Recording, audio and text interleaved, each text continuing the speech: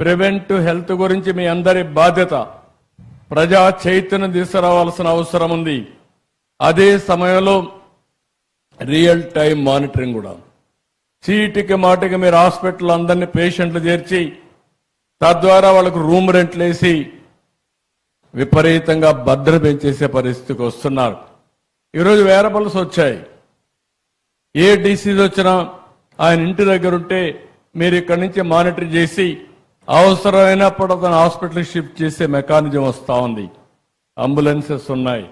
Ambulances కూడా మనకు కావలసిన ఎక్విప్మెంట్ అంతా పెట్టే పరిస్థితికి వస్తున్నాం. అందుకనే అందరం కూడా ఆలోచించుకోవాల్సింది రాబోయే రోజుల్లో మానిటరింగ్ కూడా పేషెంట్ ఎక్కడుంటే అక్కడ చేసి అవసరమైతే హాస్పిటల్ తీసుకురావడం, అవసరమైతే ఆపరేషన్లు చేసే పరిస్థితి రావాలి. అప్పుడే కాస్ట్ తగ్గించగలుగుతాం. ఇవన్నీ కూడా టెక్నాలజీ వచ్చింది కాబట్టి మనం సమర్థవంతంగా చేసే పరిస్థితి వస్తుందని చెప్పి కూడా నేను మీకు తెలియజేస్తున్నా. ఎందుకంటే బైఫర్కేషన్ వచ్చిన తర్వాత ఆంధ్రప్రదేశ్లో ఇంకా చాలా హాస్పిటల్కి స్కోప్ ఉంది, కాలేజీలకు కూడా స్కోప్ ఉంది. ఒకప్పుడు నేనే మెడికల్ కాలేజీని ఎక్కువ పెంచాను. ఆ రోజుట్లోనే మీరు చూస్తే మెడికల్ ఎడ్యుకేషన్ కోసం అన్ని జిల్లాల్లో ఒక మెడికల్ కాలేజ్ ఇచ్చాం, చదువుకు ప్రాధాన్యత ఇచ్చాం, రెవెన్యూ డివిజన్లో ఇంజనీరింగ్ కాలేజీలు ఇచ్చాం, మండల్లో జూనియర్ కాలేజ్ ఇచ్చాం, ఎవ్రీ 5 కిలోమీటర్లు ఒక హై స్కూల్ ఇచ్చాం, 3 కిలోమీటర్లు ఒక అప్పర్ ప్రైమరీ స్కూల్ ఇచ్చాం. ప్రతి ఒక్క కిలోమీటర్కి ఎలిమెంటరీ స్కూల్ పెట్టి విద్యకు ప్రాధాన్యత ఇచ్చాం. ఈరోజు ఒక పక్క మా మంత్రి గారు కూడా చెప్తున్నా, ఎలాంటి విషయాలు చేస్తే ఇంకా ఎఫెక్టివ్గా ఉంటుందో భారతదేశంలో ఉండే మోడల్సే కాకుండా ప్రపంచంలోనే కాస్ట్ ఎఫెక్టివ్ హెల్త్ కేర్ ఉంటే అవన్నీ అధ్యయనం చేసి ఎలాంటి మోడల్ని క్రియేట్ చేయాలి, ఇన్సూరెన్స్ ఎట తీసుకురావాలి, ఇవన్నీ కూడా వర్కౌట్ చేయమంటున్నాం. అందులో ఏదైనా ఐడియాస్ ఇవ్వగలిగితే భాస్కర్రావు కూడా చెప్తున్న అనుభవంతో ఆయన కూడా మొత్తం ఒక మోడల్ తయారు చేయగలిగితే we will be very happy అని చెప్పి కూడా నేను వారికి తెలియజేస్తున్నాను. ఇది కాకుండా వారు ఒక మాట చెప్పారు, ఏదైతే హెల్త్లో నాన్ డాక్టర్స్ ఒక పక్క మెడికల్ స్టాఫ్ ఉన్నారు, కానీ ఒక డాక్టర్కి సపోర్టింగ్గా 10 మంది అదర్స్ ఉన్నారు. ఒక నర్స్ కానీ, ఒక టెక్నీషియన్ కానీ, అదే మరిగా అనేక మంది దానికి సపోర్టింగ్ స్టాఫ్ ఉన్నారు. దీనికి స్కిల్ డెవలప్మెంట్ కోసం ముందుకు వస్తున్నారు. నేను వారికే కాదు, ఈ రాష్ట్రంలో స్కిల్ డెవలప్మెంట్ చేయడానికి ఏ రంగంలో ముందుకు వచ్చినా వారికి పూర్తిగా మద్దతుగా ఉండడానికి ఈ ప్రభుత్వం సిద్ధంగా ఉన్నామని చెప్పి కూడా నేను మీకు తెలియజేస్తున్నా. మనందరిలో కూడా తెలివితేటలున్నాయి, కానీ ఏ పని చేయాలనో ఆ పని చేయడానికి కావాల్సిన స్కిల్స్ తక్కువ ఉన్నాయి. ఎవ్రీ ఫీల్డ్ మనం గుర్తుపెట్టుకోవాల్సిన అవసరం ఉంది. ఈరోజు భారతదేశాన్ని మీరు ఒకసారి ఆలోచిస్తే ప్రపంచంలోనే ఒక అగ్రదేశంగా తయారయ్యే పరిస్థితి వస్తుంది.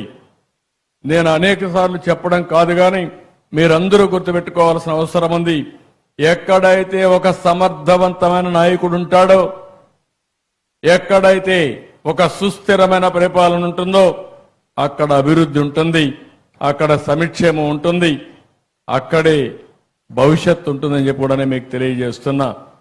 అలాంటి నాయకుడే కేంద్రంలో నరేంద్ర మోడీ అని చెప్పి కూడా మీ అందరికీ విజ్ఞప్తి చేస్తున్నా. ఈ విషయం మీరు గుర్తుపెట్టుకోవాల్సిన అవసరం ఉంది. మనం ఇక్కడుండే నాయకులమే కాదు, ప్రజల్లో కూడా ఒక చైతన్యాన్ని తీసుకురావాల్సిన అవసరం ఉంది. 2004లో కానీ తెలుగుదేశం ప్రభుత్వం మళ్లీ గెలుచుంటే ఈరోజు ఈ ఆంధ్ర రాష్ట్రం ఎక్కడుండదో ఒక్కసారి బేరీ చేసుకోండి. 2019లో తెలుగుదేశం పార్టీ గెలుచుంటే ఈ విధ్వంసం జరిగి ఉండేదా ఒక్కసారి ఆలోచించుకోండి. ఎంత నష్టం జరిగిందని మనం చూసుకుంటే ఎప్పుడు కూడా ప్రజలు మీరందరూ కూడా గుర్తుపెట్టుకోవాల్సింది, ఇంటలెక్చువల్స్ కూడా మాకేం పని అనుకుంటారు, కానీ మీ జీవితాలను గవర్న్ చేసేది గుడ్ గవర్నెన్స్. మీరు చేసే కష్టానికి అదనంగా ఆదాయం రావాలన్నా, మెరుగైన జీవన ప్రమాణాలు ఉండాలన్నా ప్రభుత్వం వల్లనే సాధ్యం అని చెప్పి కూడా నేను మీకు తెలియజేస్తున్నా. ఒక్క ఎగ్జాంపుల్ చెప్తున్నాను. బైఫర్కేషన్ యాక్ట్లో ఆల్ ఇండియా మెడికల్ ఇన్స్టిట్యూట్ ఇచ్చారు. నేను రాజధాని మంగళగిరిలో పెట్టాను. మంగళగిరిలో పెడితే ఆ రోజే 300 కోట్ల రూపాయలు విలువ చేసి 183 ఎకరాలు భూమి ఇచ్చాను. డీజీపీ ఆఫీస్ పక్కన బ్యూటిఫుల్ గా కొండలుంటాయి. దేశంలో ఎక్కడ కూడా all India institute of medical science కి ఇంత మంచి సైట్ లేదు. అలాంటి సైట్ ఇచ్చాం.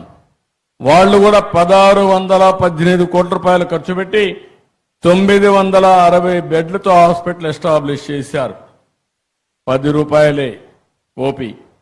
అలాంటిది పెడితే నేను ముఖ్యమంత్రి అవుతానే సూపరింటెండెంట్ వచ్చి అడిగాడు, సార్ మీరు ఆ రోజు మంచి ఉద్దేశంతో ఇవన్నీ చేశారు, నీళ్లు లేవు, నీళ్లు లేకుండా ఉంటే మేము 600 టిప్పర్స్ ట్యాంకర్స్ పెట్టి నీళ్లు తెప్పిస్తున్నాం, అవి తిరుగుతుంటే ఏం చేయాలని అర్థం కాకుండా ఓపీ క్లోజ్ చేశాం, రూములు కూడా ఆపరేట్ చేయడం లేదు, మీరు నీళ్లు ఇస్తే మేము ఆపరేట్ చేస్తామంటే నీళ్లు కాకుండా రోడ్డు కూడా వేయకుండా వదిలిపెట్టారు. అంటే ఏ విధంగా ఉంటుందంటే కొన్ని లక్షల రూపాయలు పెట్టి మంచి ఆవును కొనుక్కొని పగ్గం లేకుండా ఆవును వదులుకున్నట్టు. అంటే మీరు గుర్తుపెట్టుకోవాల్సిన ఒక ఎగ్జాంపుల్ మాత్రమే ఇది. పక్కన కృష్ణా నది, పక్కనే మీ డ్యామ్ కృష్ణా ప్రకాశం బ్యారేజ్, నీళ్లు ఎప్పుడు పుష్కలంగా ఉంటాయి.